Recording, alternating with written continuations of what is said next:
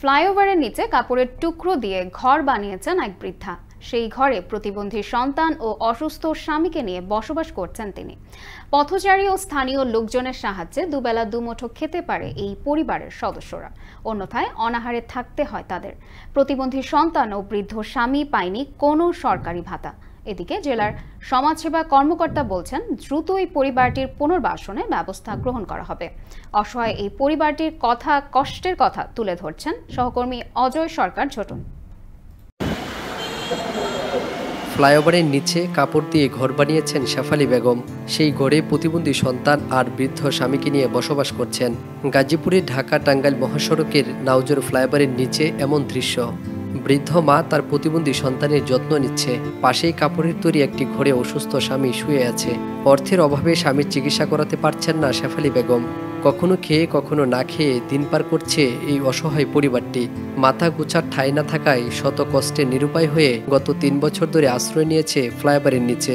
রোদ বৃষ্টি থেকে বাঁচার জন্য ফ্লাইওভারের নিচে পুরনো কাপড় আর বাঁশ দিয়ে বানিয়েছেন ঘর।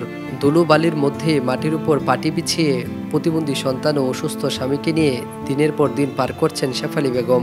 প্রতিবন্ধী সন্তানটিও পায়নি কোনো সরকারি ভাতা। আমার এই বড় ছেলে অসুস্থ, সে জন্মগত চলতে পারে না, হাঁটতে পারে না, কথা বলতে পারে না। এখন স্বামীও আমার অচল হয়ে গেছে, আমার চলা খুব কষ্ট হয় বাবা।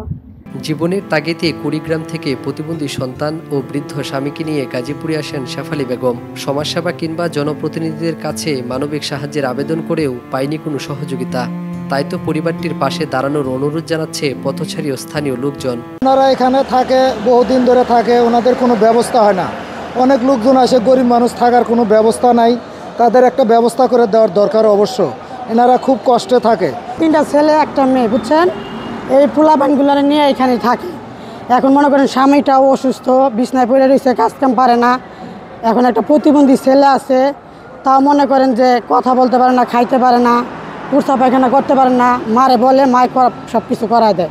30 বছর থেকে থাকে, কিছু সাহায্য পায় না। এই প্রতিবন্ধী নিয়ে মনে করেন আজকে না কয়বার ছবি তুললো, কোনো কিছু সাহায্য পায় না। এটি মনে করেন নিয়ে যায় কোনো কাম নেই, কোনো দেয়ও না। গত 3 বছর ধরে প্রতিবন্ধী সন্তান ও অসুস্থ স্বামীকে নিয়ে নাউজোর ফ্লাইওভারের নিচে মানবেতর দিন কাটছে শেফালী বেগমের। সন্তানের নামে প্রতিবন্ধী ভাতা, স্বামীর জন্য বয়স্ক ভাতা কোনোটাই পাচ্ছেন না। এ বিষয়ে জেলা সমাজসেবা কর্মকর্তা বলছেন, দ্রুতই পরিবারটি পুনর্বাসনের ব্যবস্থা গ্রহণ করা হবে।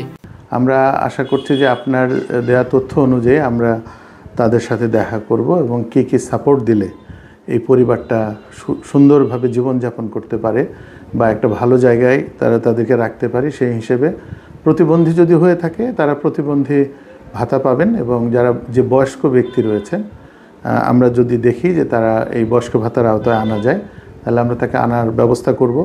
আর যদি কেউ কর্মসংস্থানমুখী কাজ করতে পারে, সেক্ষেত্রে ওই পরিবারের যদি কেউ থাকে কর্মসংস্থানমুখী কাজের মতো থাকে, সেক্ষেত্রে আমরা চেষ্টা করব যে কিভাবে তাকে একটা কাজে লাগাতে পারি আমরা। একটু সাহায্যের জন্য সবার দ্বারে দ্বারে ঘুরেছেন বৃদ্ধা শেফালী বেগম। পেয়েছেন শুধু আশ্বাস, তাই তো আর কোনো আশ্বাস নয়। অসুস্থ স্বামী ও প্রতিবন্ধী সন্তানের নামে সরকারি ভাতার দাবি জানান এই বৃদ্ধা।